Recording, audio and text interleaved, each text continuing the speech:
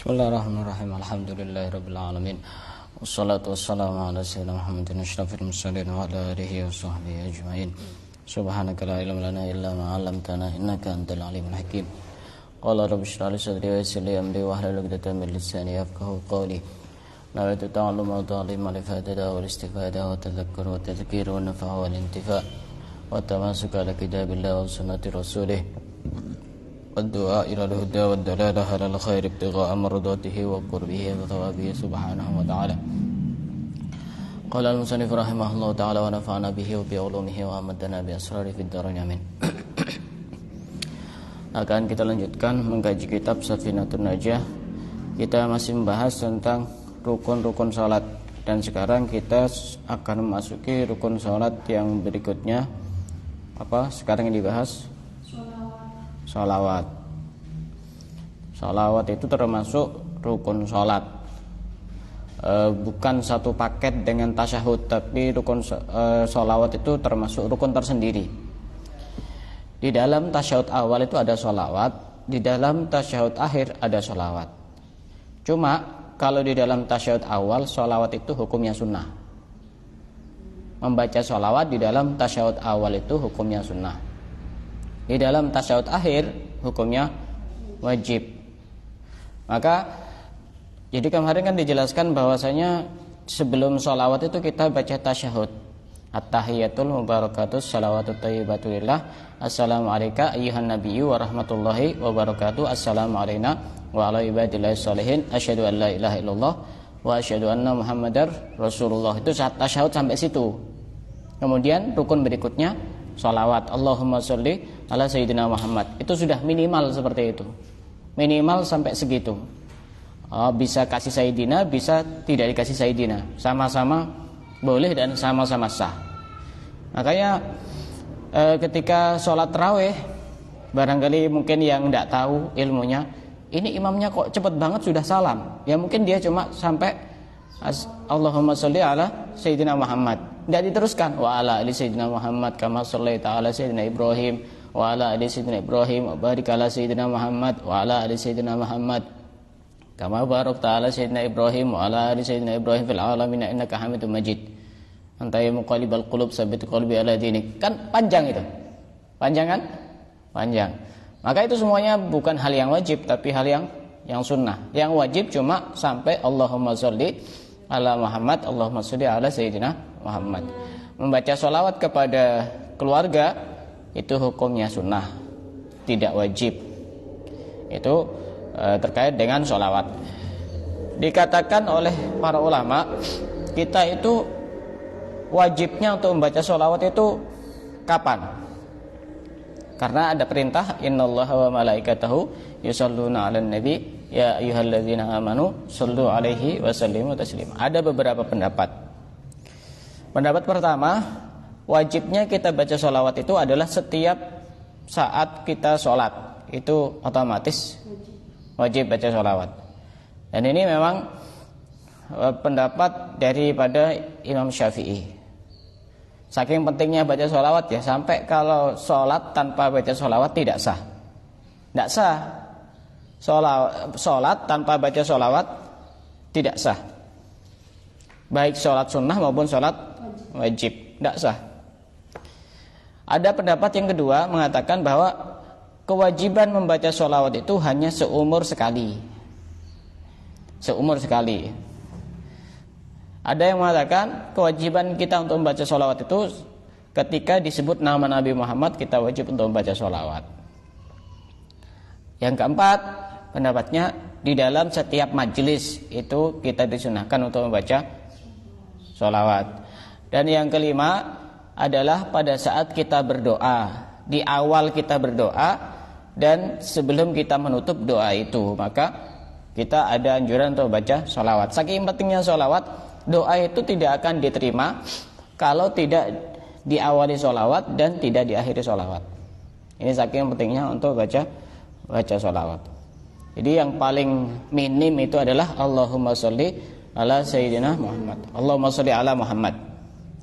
Dan itu baca sholawat itu harus, yang bertasydid itu harus benar-benar ditasydid. Misalkan Muhammad, itu kadang-kadang sebagian orang bacanya Allahumma sholli ala Muhammad. Muhammad tidak ada tasdidnya kan? Allahumma sholli ala Muhammad.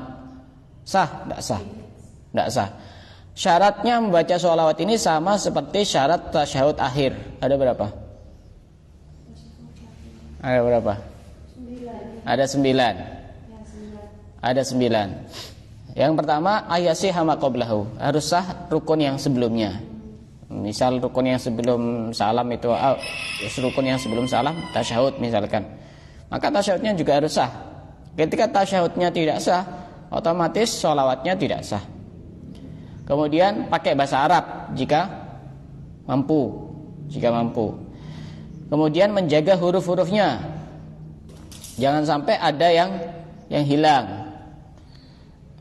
Harus sesuai dengan makhraj-makhrajnya itu. Allahumma sholli ala sayyidina Muhammad. Misalkan ada orang mengucapkan Allahumma salli, shad diganti sin. Sah apa tidak sah? Tidak sah. Mungkin sebagian orang awam atau orang yang tidak tahu baca bisa jadi mengucapkan Allahumma salli, sudah lamnya tidak ditasydid, shadnya diganti sin. Tidak sah seperti itu. Jika memang dia bisa untuk belajar, wajib untuk belajar. Jika memang dia bisa belajar, maka wajib untuk belajar. Jika memang sudah tidak bisa, ya sebisanya. Dan juga harus menjaga tasydid-tasydidnya. Sholawat Allahumma, misalkan Allahumma, berarti apa yang tidak ditasydid? Mimnya. Sah tidak sah? Tidak sah. Allahumma sholli ala Muhammad. Itu harus ditasydid semuanya. Kemudian juga tidak boleh mengucapkan sholawat itu yang bisa merubah makna. Ya contohnya tadi itu Allahumma salli ala Muhammad. Mungkin ingat nama orang Sali. Saleh. Allahumma saleh tambah salah nanti. Tidak boleh. Tidak sah. Kemudian harus diucapkan pada saat duduk. Harus dalam posisi duduk. Tidak boleh posisi selain duduk. Ini sudah maklum. Dan kemungkinan jarang terjadi kesalahan kalau yang sholawat. Kemudian dia harus mendengarkan dengan dirinya sendiri. Jadi tidak boleh mulut komat kamit gerak-gerak. Dengar tidak saya ngomong apa? Enggak. Karena memang tidak ada suaranya. Misalkan cuma komat kamit, mulutnya gerak-gerak. Coba. Tidak sah seperti itu. Harus benar-benar dengar dirinya sendiri minimal. Tidak harus semuanya. Tidak harus semua jamaah yang ada di masjid dengar. Tidak. Yang penting dirinya sendiri yang dengar. Walaupun kanan kirinya misalkan tidak dengar, ya mungkin karena tuli atau apa begitu. Tidak masalah. Yang penting minimal dirinya sendiri dengar. Karena baca sholawat termasuk rukun qauli. Ini biasanya terjadi itu kalau jadi makmum. Makmum itu dikira tidak harus dengar. Wajib dengar dirinya sendiri. Harus dengar. Allahumma sholli ala sayyidina Muhammad. Minimal dirinya sendiri. Tidak usah keras-keras. Yang ke-8 harus tartib. Tartib itu artinya sesuai dengan urutan. Misalkan Allahumma Muhammad sholli, ini berarti tidak tartib. Atau ala Muhammad Allahumma, ini berarti tidak sesuai urutan. Urutannya kan Allahumma sholli ala Muhammad. Tidak boleh Muhammad ala sholli Allahumma. Ini berarti tidak tartib.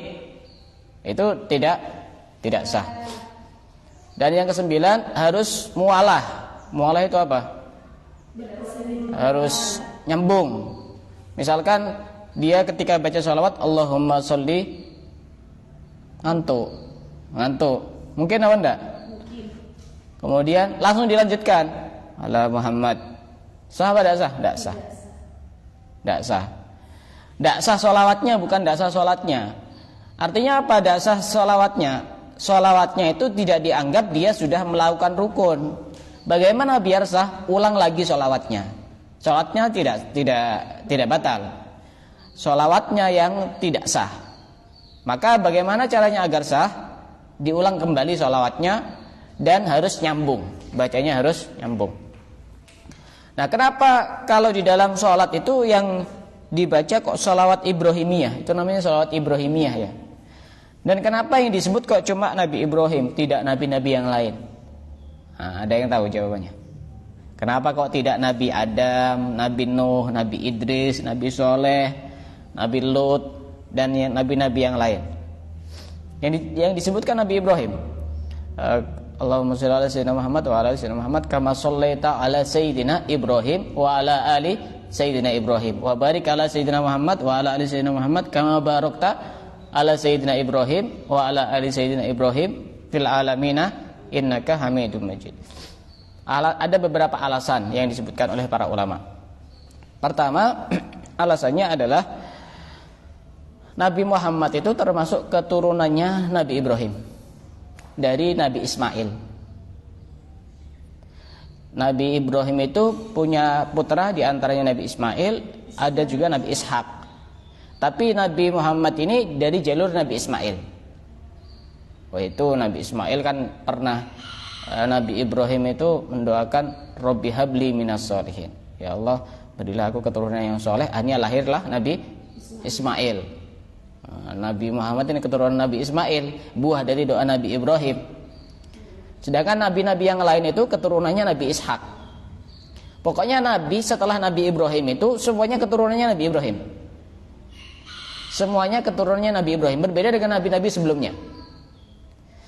Nabi Ibrahim, terus apa? Ismail, Ishak, Yakub, Ayub, Syuaib, Harun, Musa, Daud, Dzulkifli, Sulaiman. Itu semuanya keturunannya Nabi Ibrahim. Semuanya keturunannya Nabi Ibrahim.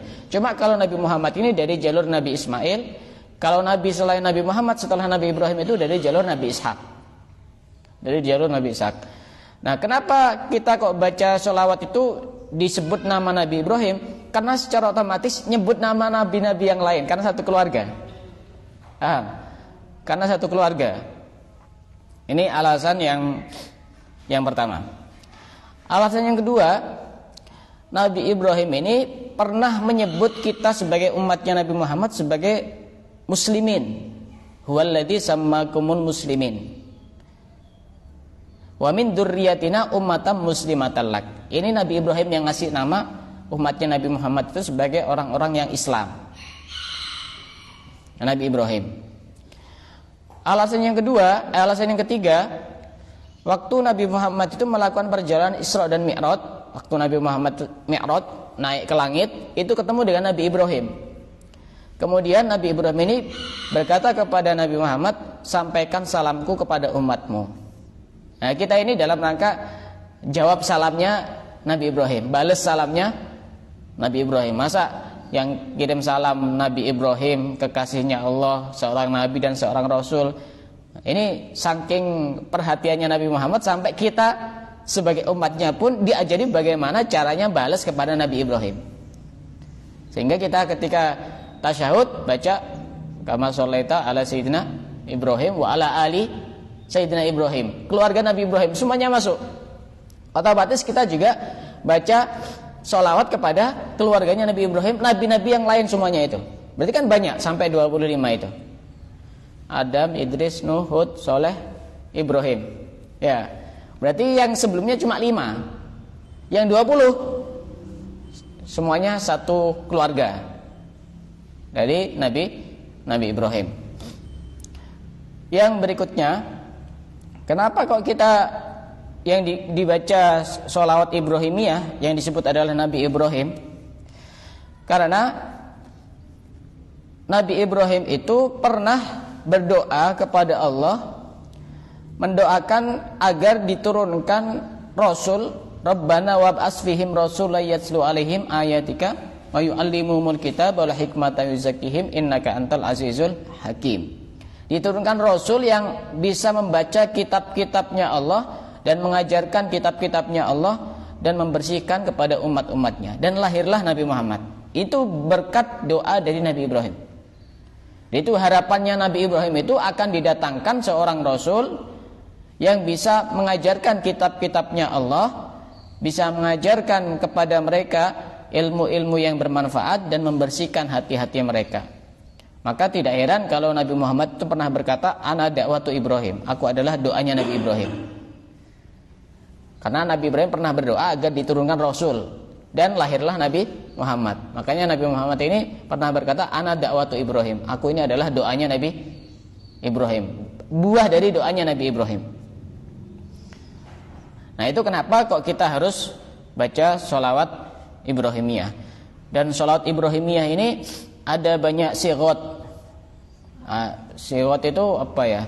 Bacaannya itu macam-macam. Bukan satu-satunya sholawat Ibrahimiyah itu bukan satu-satunya yang kita baca pada saat sholat. Ada macam-macam versi.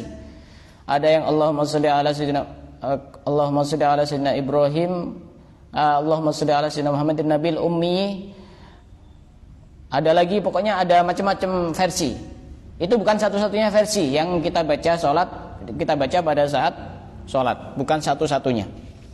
Tapi ada versi-versi yang lain.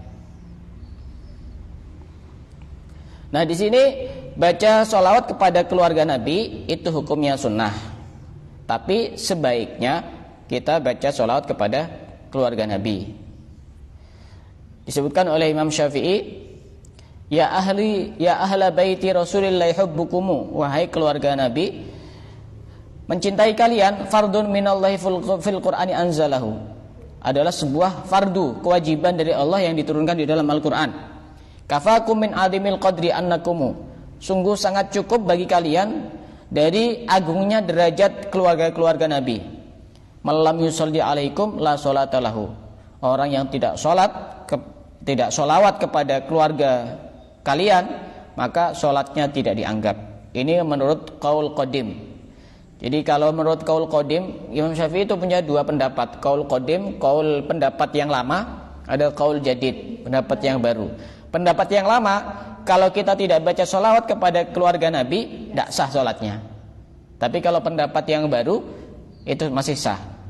Cuma sholatnya kurang sempurna. Tapi kalau sah, sholatnya sah. Maka lebih berhati-hati, tetap kita baca sholawat kepada keluarga Nabi. Allahumma sholli ala sayyidina Muhammad wa ala ali sayyidina Muhammad. Itu terkait dengan sholawat. Rukun yang berikutnya apa? Apa rukun yang berikutnya? Salam. Nah, salam ini akan terjadi beberapa masalah nanti, yang sering terjadi kesalahan. Syarat salam itu bisa menjadikan sholatnya sah ketika memenuhi 10 syarat. Harus memenuhi 10 syarat.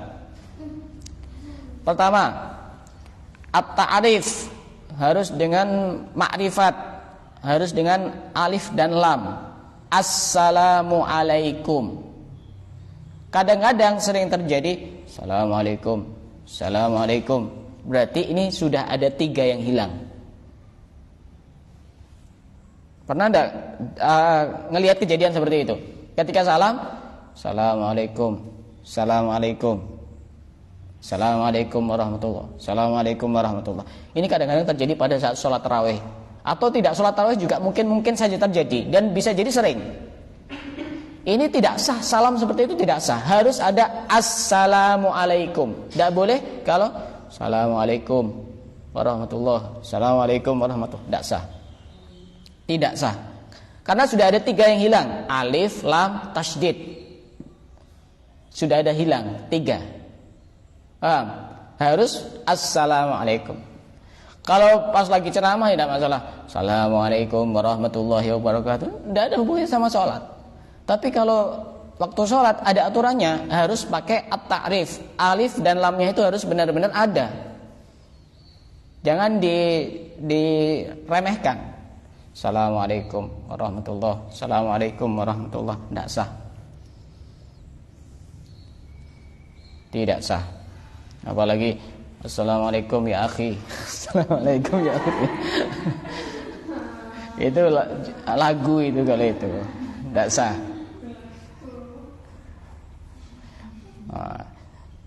Yang kedua, harus pakai khitab. Khitab itu artinya ya assalamualaikum, bukan assalamualaihim. Khitab itu seakan-akan kita ngajak ngomong kepada kepada orang lain gitu. Khitab itu namanya. Kalau assalamualaikum kepada mereka, tidak sah. Kalau assalamualaikum tidak sah.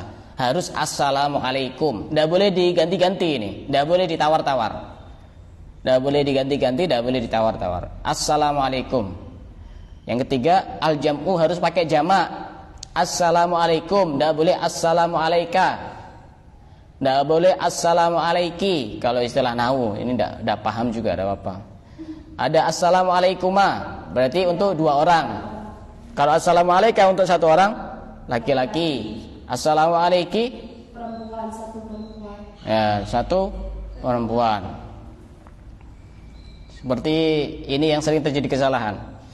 Kalau misalkan anak perempuan itu jangan disamakan seperti anak laki-laki. Kalau kita mau mendoakan, misalkan barakallah, itu untuk laki-laki itu K.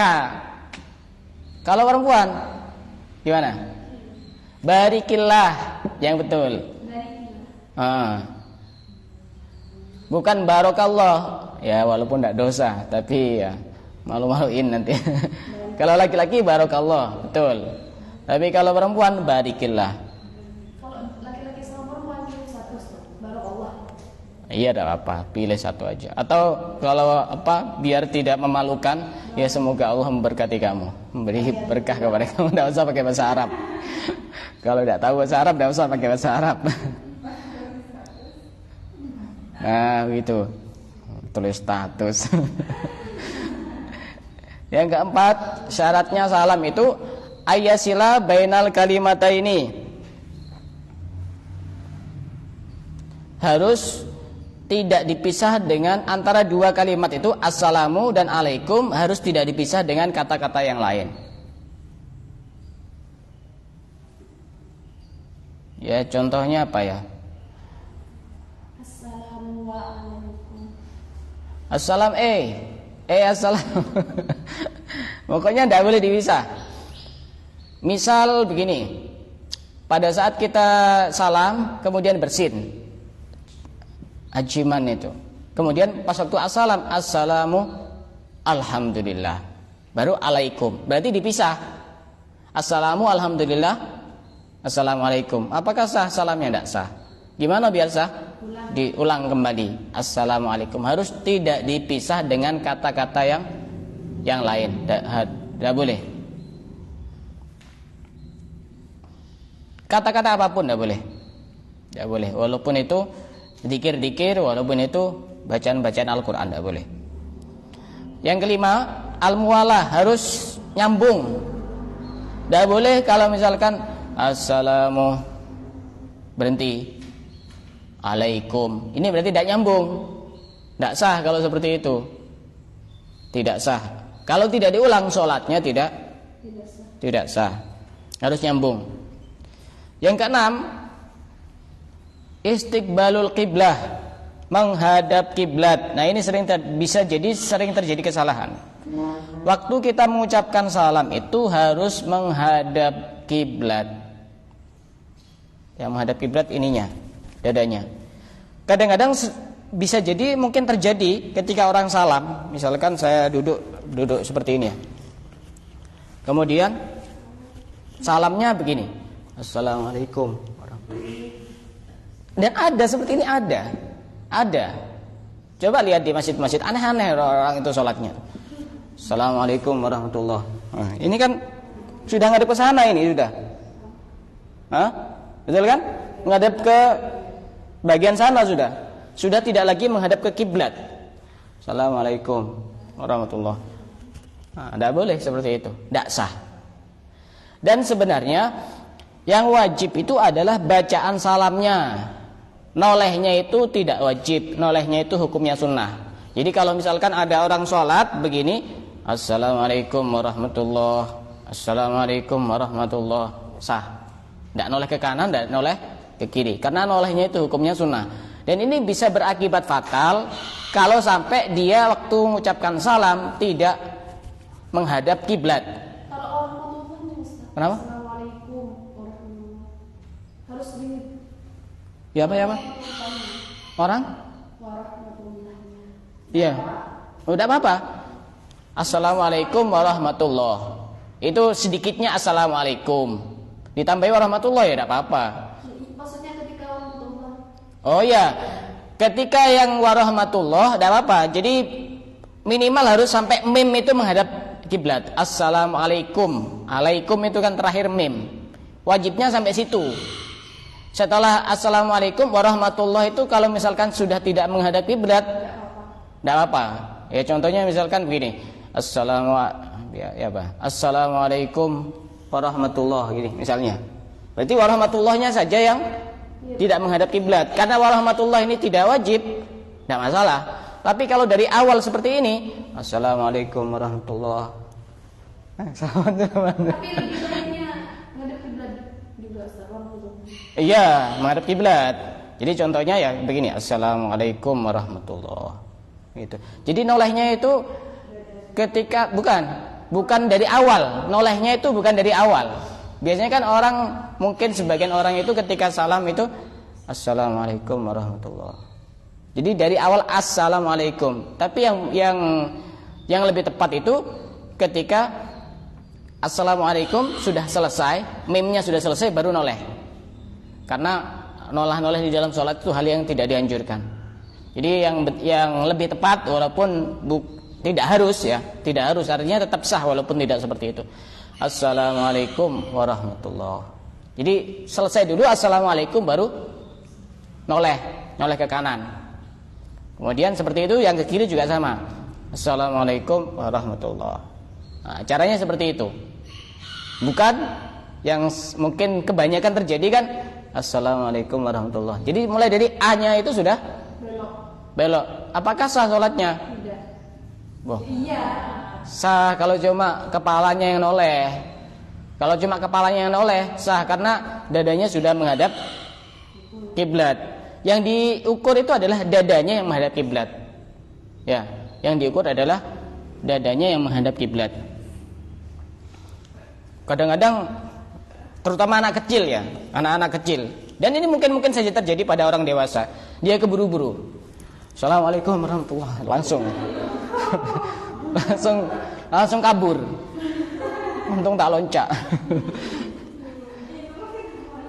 Dan ada seperti itu. Kadang orang dewasa pun juga sama, terutama ketika sholat taraweh. Keburu kan ya. Kehabisan bakso. Tidak sah kalau seperti itu. Harus benar-benar menghadap kiblat. Dan ini juga kemungkinan banyak terjadi ketika sholat jenazah. Karena dia posisinya kan berdiri. Sholat jenazah berapa rakaat? Berapa rakaat sholat jenazah? Kita kan sholat jenazah itu kan 4 takbir ya, begini.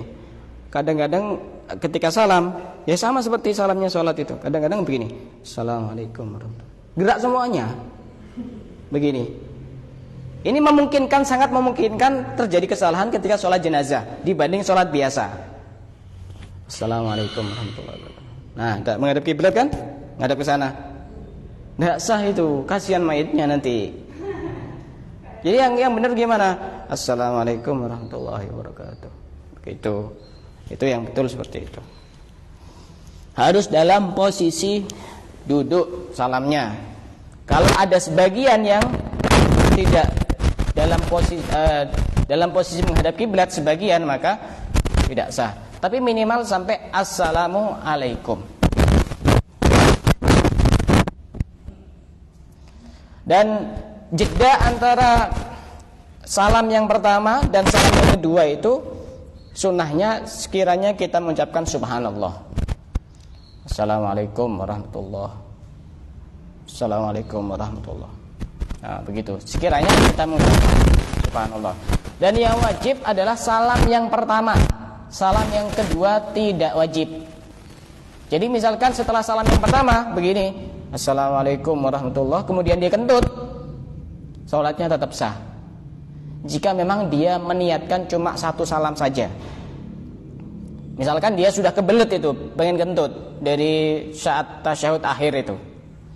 Sudah menunggu yang membosankan. Ini kapan selesainya nih? Kebut langsung. Assalamualaikum. Langsung keluar. ada gas beracun, nanti imamnya bisa pingsan itu. Nah, ketika memang dia niatnya cuma satu kali, setelah dia salam pertama kemudian kentut, sholatnya tidak batal. Tapi kalau dia pengen, karena salam yang kedua termasuk bagian dari sholat walaupun sunnah ya. Walaupun sunnah, ini termasuk bagian dari sholat. Kalau misalkan dia pengen salam 2 kali, setelah salam yang pertama langsung ngobrol misalkan, assalamualaikum ya akhi ya ukhti misalkan, sudah ada obrolan lain kan, kemudian salam. Loh, salam yang kedua kan sunnah, kenapa kamu kok salam? Salahnya itu karena berarti masih masuk dalam bagian di dalam sholat. Ya sekalian tidak usah salam. Kalau kamu masih tetap salam yang kedua, ini berarti masih dalam lingkup sholat. Atau setelah salam yang pertama kamu kentut, kemudian salam yang kedua, ini juga masih dalam lingkup sholat. Sekalian saja, kalau cuma pengennya satu salam, ya satu salam saja, dan sudah selesai. Tidak usah salam yang kedua. Paham? Jadi salam yang kedua itu memang sunnah. Tapi kalau melakukan hal-hal yang membatalkan sholat dan niatnya juga melakukan salam yang kedua, bisa batal sholatnya. Paham enggak? Paham. Kemudian yang berikutnya, syarat yang berikutnya adalah adamu qasdil ikhbar, tidak niat mengabarkan. Artinya salam itu kan artinya doa, ya. Doa keselamatan agar dijaga oleh Allah. Ya, kenapa kok assalamualaikum? Kok dengan jamak? Jamak itu banyak karena kita itu mendoakan kepada orang yang ada di samping kanan, orang yang ada di samping kiri, baik dari malaikat, baik dari manusia maupun dari jin. Makanya pakai assalamualaikum, bukan assalamualaika, karena di situ pasti ada jin, pasti ada malaikat, ada manusia. Dan sunnahnya ketika noleh itu sekiranya pipinya itu kelihatan sama yang di mana belakang itu. Assalamualaikum warahmatullahi. Jadi bukan cuma begini, nanggung. Kalau seperti ini nanggung. Apakah sah? Sah. Kayaknya dia lagi tengeng, tahu tengeng? Tahu tengeng? Ya sahnya sah. Tapi ya jangan terlalu over. Dan itu saya pernah melihat beberapa kali loh, salam seperti itu. Ada yang pernah lihat salam seperti itu? Ya, terutama yang sholatnya di musola atau di masjid. Itu. Assalamualaikum. Begini. Ini kadang-kadang juga alumni pondok seperti itu. Tidak sah sholatnya. Itu kalau udah dipelajari. Makanya kalau yang sudah usia anggap 20 ke atas pengen memperdalam Islam, saya pengen belajar dari awal. Jangan dari awal, belajar yang wajib-wajib dulu. Sholat, puasa, darah haid, zakat. Zakat itu tidak harus belajar kalau belum waktunya. Misalkan zakat fitrah misalkan, karena dia tidak dagang, tidak punya sawah, tidak harus, tidak wajib hukumnya belajar zakat. Kalau dia belum haid, tidak wajib hukumnya dia belajar haid. Belum waktunya puasa, sekarang tidak wajib untuk belajar ilmunya puasa. Tapi kalau sudah mendekati puasa, dia masih belum tahu hal-hal yang berkaitan dengan puasa, hukumnya wajib belajar. Tidak belajar dosa, karena nanti terjadi banyak kesalahan. Begitu. Nah, salam itu harus niat ikhbar, bahwa dia itu berdoa apa? Dia itu tidak boleh niat ikhbar, tidak boleh niat mengabarkan. Maksudnya bagaimana? Ikhbar itu saya sudah mendoakan, itu namanya mengabarkan. Tapi harus dengan insya. Insya itu ya saya berdoa gitu loh. Saya berdoa mendoakan keselamatan, bukan mengabarkan sesuatu yang sudah lewat. Misalkan saya selamat, assalamualaikum kan mendoakan keselamatan. Kalau diniatkan saya sudah selamat, maka tidak sah. Tapi ini jarang terjadi, makanya tidak usah perlu dipanjang lebarkan. Karena kalimat kalau dalam istilah balaghah itu ada insya, ada khobar. Kalau tidak paham ya tidak usah. Tapi ini jarang terjadi. Kesalahan yang ini jarang terjadi. Jadi tidak perlu untuk dipanjang lebarkan. Kemudian yang ke-10, ayakuna bil arabiyah. harus dengan bahasa Arab. Tidak boleh diganti dengan terjemahan salam sejahtera untuk kalian, begitu. Tidak boleh. Tuh. Dan bagi orang yang ada di sampingnya atau orang yang mendengar salamnya orang yang sholat itu disunahkan untuk menjawab. Disunahkan untuk menjawab. Misalkan assalamualaikum warahmatullahi wabarakatuh. Waalaikumsalam. Tapi jangan didekatkan ke telinganya dia. Disunahkan untuk menjawab. Gitu. Ada yang kelewatan. Solawat tadi itu sama seperti Fatihah, harus diniatkan baca solawat di dalam solat. Tidak boleh diniatkan baca solawat di luar solat. Contoh begini, di masjid ada acara maulid, ya, ada acara maulid, kemudian ada orang solat di masjid itu. Pas lagi ada yang mimpin maulid itu, dia bilang shallu ala Nabi Muhammad. Pas waktu dia tasyahud, kemudian dia menjawab Allahumma shalli ala sayyidina Muhammad. Diniatkan jawab itu. Diniatkan jawab sama yang mimpin maulid tadi itu. Tidak sah seperti itu. Walaupun dia tetap baca rukun sholat yang bernama sholawat, tidak sah. Sama seperti orang baca Fatihah.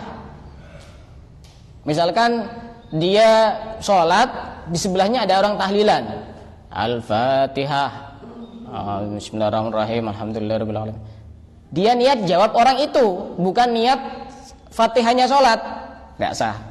Kalau niatnya cuma untuk selain sholat, tapi kalau niatnya dua, tidak masalah. Atau tidak niat untuk menjawab itu, ya otomatis sah. Paham? Jadi kalau ada orang shallu ala Nabi Muhammad, kemudian waktu dia tasyahud, saya jawab Allahumma shalli ala sayyidina Muhammad. Karena memang kan ada kesunahan untuk jawab perintah dari sholawatnya orang. Maka kalau diniatkan untuk menjawab itu, gimana hukumnya?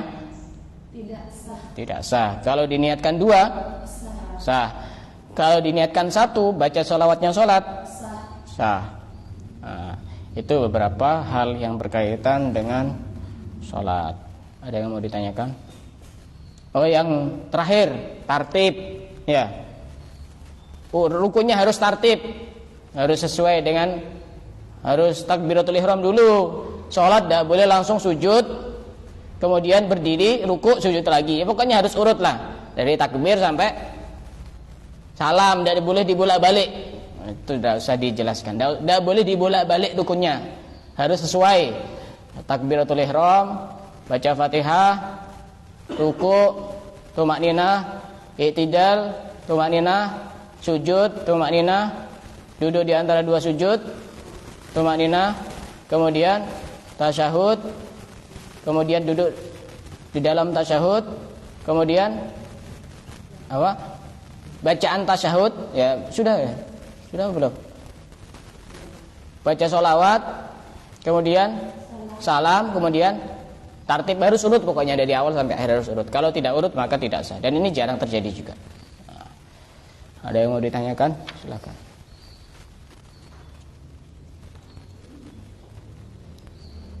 Yang wajib cuma assalamualaikum. Jadi ditambahi warahmatullah, tidak apa-apa. Tambahi wabarakatuh juga tidak apa-apa. Karena sudah ketika mimnya sudah selesai juga itu. Begitu. Ada yang mau ditanyakan? Silakan. Tidak ada?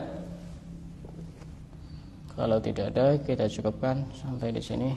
Wallahu a'lam bishawab.